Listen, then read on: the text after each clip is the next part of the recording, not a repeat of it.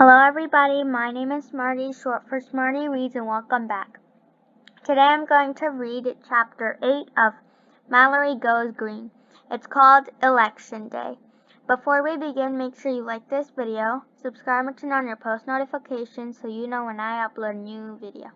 Also, share this video with your friends and family so they can watch me read as well. Other than that, let's begin.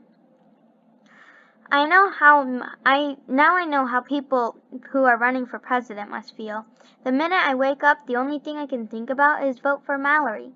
Today's the day my class decides what project we're going to do for the Green Fair, and I'm going to do everything I can to get them to vote for mine. I close my eyes and pretend that I'm at the wish pond. I make a wish. I wish today will be a great day, and my class will decide that making t-shirts for the Green Fair is an idea worth voting for. I know that actually 2 wishes, but it's really just one. Today will be a great day if my class goes along with my idea. I put Operation Vote for Mallory into place as soon as I leave my house. Since everyone was having trouble understanding my ideas for the Green Fair, I brought some things to make it easier for everyone to see what a great project making t-shirts will be. I say to Joey and Marianne as we walk towards school. My friends look at each other like they're thinking one thing and I'm thinking another. I have designs, committee lists, and ideas for charities. I reach my arm across my body and tap my backpack. It's all in the bag. I did everything. Now the only thing left is for everyone else to do is vote for my idea. Maybe we should collect and recycle used batteries instead, says Joey. Or maybe we could put up signs that say, "Don't wear fur," says Marianne. I shake my head. I don't know why my friends are thinking about batteries or fur when they should be thinking about t-shirts. I take a deep breath. Then I tell them something I know will make them want to vote for my project and get other people to vote for it too. Since you're my best friends, if the class wants to make t-shirts, you get to be my assistants. I smile at Marianne and Joey and wait for them to smile back and say what a cool project that is and how much they love the idea of being my assistants and that they should do everything they can to get everybody to vote for me. They don't smile or say anything like that. Marianne looks at Joey. "Mallory, we need to talk to you," says Joey. I glance at my watch. "We can talk later. The bell is going to ring any minute, and I don't want to be late on election day." "Come on," I say as I run ahead of them. When I get to my classroom, Mr. Knight is already waiting for everyone to sit down. "Class, as you all know, this Friday night is the Green Fair. We started this discussion about it last week, and we need to finish it this morning. I know some of you had different ideas on what you think our class project should be. This morning I'd like to reopen the discussion and then we will vote to decide what we're going to do." Just hearing Mr. Knight say the word vote makes me excited and nervous at the same time.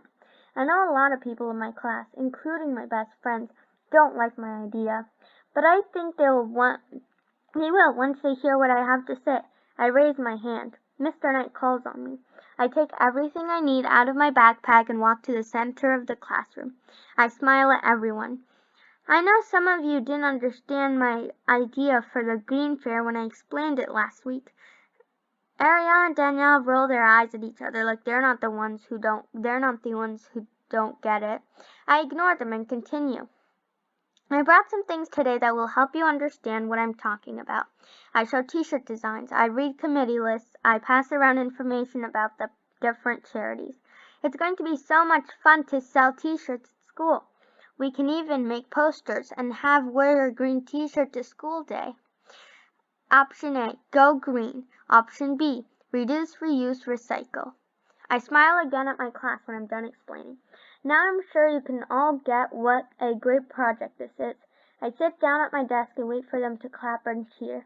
I hope Mr. Knight won't be upset if our classroom is as loud as a rock concert.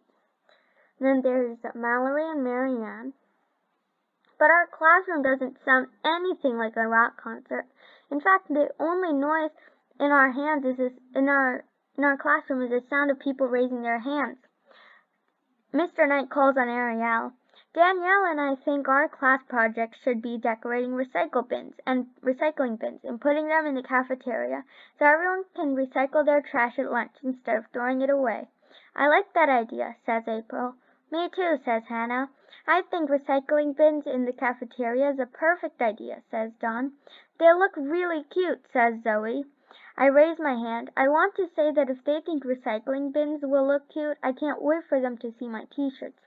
But Mr. Knight doesn't call on me. He points to Emma. I think the idea of making recycle bins too. I like the idea of making recycling bins too. I think this will be a great thing to have at Fern Falls Elementary, she says. A lot of people start nodding their heads like they like the idea. I look at Marianne and Joey like I could use some best friend help. It would be great if one of them would say, "Hey everyone, recycling bins are nice, but t-shirts are even nicer.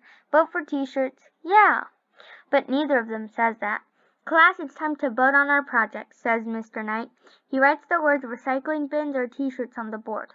Does anyone have any other ideas that they would like to propose? No one does, so Mr. Knight calls for a vote. All in favor of t-shirts, raise your hands. I cross my toes. I vote. Vote for t-shirts, I mouth across the room to Pamela.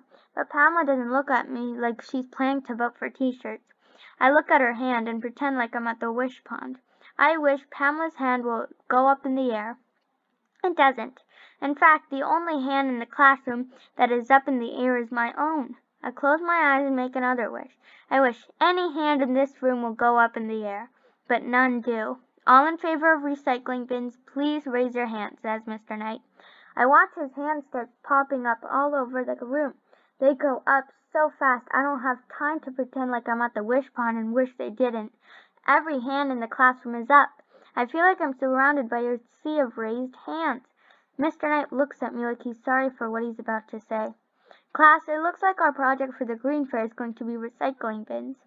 Even though Mr. Knight didn't come right out and say it, he could have said, Mallory, your idea stinks. No one wants to be any part of it. And as far as class representatives go, consider yourself fired. I try to smile like I'm okay with doing recycle bins, but I can't think about recycling bins. All I can think about is how much I wanted to make t-shirts. I remember how excited I was when Mr. Knight picked me to be on the Fern Falls Environmental Committee. I couldn't wait to lead my class in their efforts for going to go green. I pictured myself working with my classmates on a project that I designed. I pictured myself standing on the stage at the Green Fair telling parents and students and teachers about our great project. I pictured myself saving the planet and making our school a cleaner place. But I never pictured everyone in my class working on a project that I had nothing to do with. All of a sudden my classroom feels hot and too small. Even though the day just started, I wish it was already over. It's too bad there aren't recycling bins in the cafeteria yet. If there were, I'd get in one. I would like to be recycled as a girl who has ideas that people actually like.